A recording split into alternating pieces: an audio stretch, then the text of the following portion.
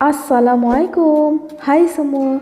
Kadang tu kan rasa teringin sebuah hidangan pencuci mulut yang kaya dengan rasa yang bervariasi seperti manis, masam dan juga lemak. Di sini Umi nak cadangkan satu hidangan yang dah tentu membuat sesiapa sahaja terliur, iaitu pavlova. Pavlova ni adalah sejenis pencuci mulut yang merinch base yang memberikan rasa manis daripada telur putih yang telah dipukul bersama gula hingga kembang. Okey, nak buat merinch pavlova ni, dia memerlukan skill dan teknik yang betul. Barulah dapat hasilkan merinch yang menjadi elok dan ringan. Di bahagian atas ni tu pula, Umi taburkan dengan buah-buahan fresh dan masam. Makan satu biji pun tak cukup. Sekali-sekala dapat buat dessert manis ni untuk seisi keluarga memang puas dan sangat jimat. Kalau beli, mau harga sebiji mini pavlova ni boleh cecah hingga RM3 per biji. Jadi, apa kata kita cuba buat sendiri di rumah.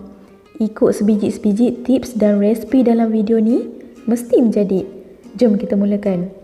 Bahan utama yang diperlukan untuk buat merinch ialah putih telur. Umi gunakan 6 biji putih telur. Mix putih telur ni hingga berbuih halus. Gunakan kelajuan yang paling tinggi. Kat sini Umi nak kongsikan tips penting agar merinch ni menjadi sempurna. Yang pertama, pastikan putih telur tu tak terkena sedikit pun dengan kuning telur waktu kita asingkan putih dan kuningnya.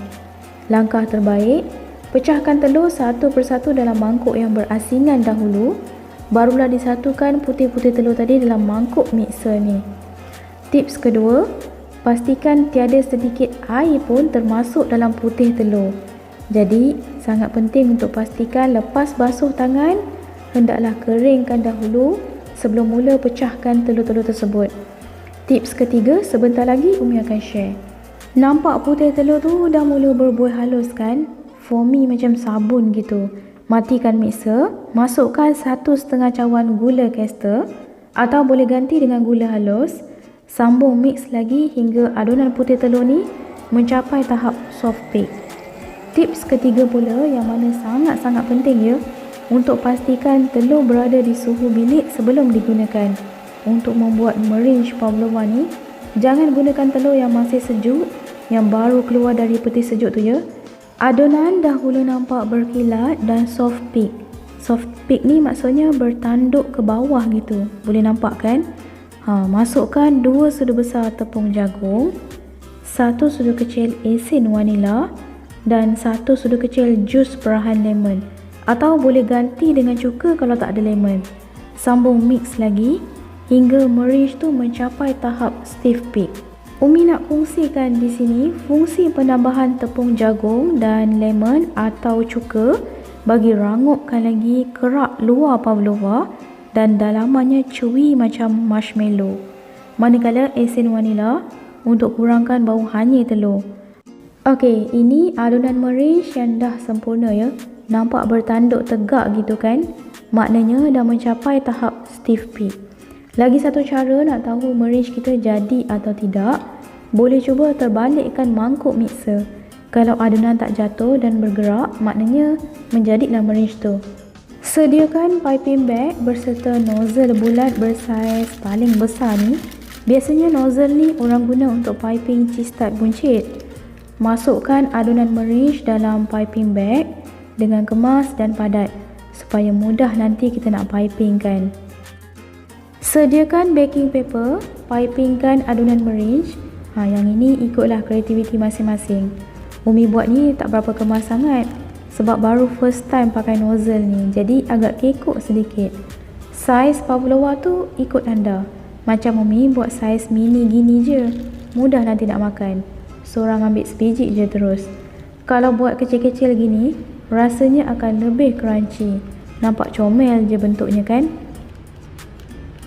Dah siap piping, bakar merinch pada suhu 200 degree Celsius selama 1 jam 25 minit atau sehingga merinch masak sepenuhnya. Dan pastikan bahagian luar keraknya tu betul-betul kering dan mengeras elok. Hal ni penting ya, untuk kita pastikan merinch tu dimasak sempurna. Bagi luar kerak dia tu betul-betul kering dan keras dan tak melekit di tangan. supaya bila kita masuk dalam chiller nanti pavlova ni tak mudah lemau. Tips seterusnya, siap je bakar, jangan terus keluarkan dari oven. Biarkan merinch ni betul-betul sejuk sepenuhnya di dalam oven dengan meregangkan sedikit pintu oven bagi wap panas tu keluar. Merinch yang dah siap masak, boleh nampak ya, warna kulit luarnya tu bertukar kepada warna keperangan. Sementara tunggu pavlova tu sejuk, Umi akan siapkan dahulu whipped cream. Umi gunakan 1,5 cawan non-dairy whipping cream jenama Value Pride yang kotak kuning tu. Pastikan sejuk, baru keluar dari chiller, terus mixkan. Gunakan kelajuan paling tinggi hingga capai tahap firm peak. Firm peak ni memang adunan whipping tu sangat stabil ya, dan tak nampak bertanduk lagi dah. Bila dah high stability macam ni, mudah sikit kita nak pipingkan atas pavlova dan whipping creamnya tak cepat cair. Whipped cream ni dah tak perlu tambah gula lagi ya, sebab non-dairy whipping cream ni memang dah manis. Umi guna nozzle bentuk bunga ni untuk pipingkan whipped cream. Masukkan whipped cream bagi kemas dan padat.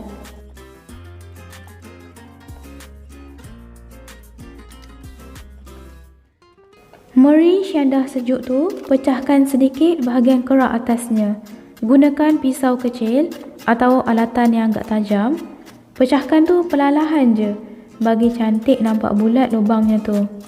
Kemudian masukkan buah-buahan fresh yang masam seperti strawberry, blueberry, kiwi di dalam lubang tu. Tekan-tekan sedikit. Kemudian pipingkan whipped cream di bahagian atas pavlova. Piping ikut kreativiti anda. Nak letak banyak ke sedikit, terpulang. Barulah susun buah-buahan yang anda suka. Buah-buahan yang digunakan haruslah rasa masam-masam untuk balancekan rasa pavlova ni. Sebab merinch dan whipped cream dah manis kan? Jadi buah-buahan masam seperti strawberry, blueberry, raspberry, kiwi, nenas, mangga muda sangat-sangat sesuai. Ulang proses lubangkan merinch, letak buah-buahan, pipingkan whipped cream dan hiaskan dengan buah-buahan yang fresh lagi masam hinggalah habis ke semua adunan merinch tadi. Dah siap, sejukkan sebentar dalam chiller lebih kurang 15 hingga ke 20 minit dan bolehlah dimakan sejuk-sejuk. Nikmat rasa tekak, sekali-sekala perkena pavlova yang super best ni. Macam mana semua? Senang je kan nak hasilkan mini pavlova ni? Bila dah tahu tips-tips penting, jom cuba buat di rumah. Sangat sesuai dibuat untuk majlis hari lahir atau menu dessert makan petang. Sekian sahaja tutorial cara membuat mini pavlova by Umi. Jumpa lagi di episod akan datang. Jangan lupa subscribe, like, share dan tekan lonceng pertama untuk dapatkan notification video terbaru di channel Umi. Assalamualaikum. Bye.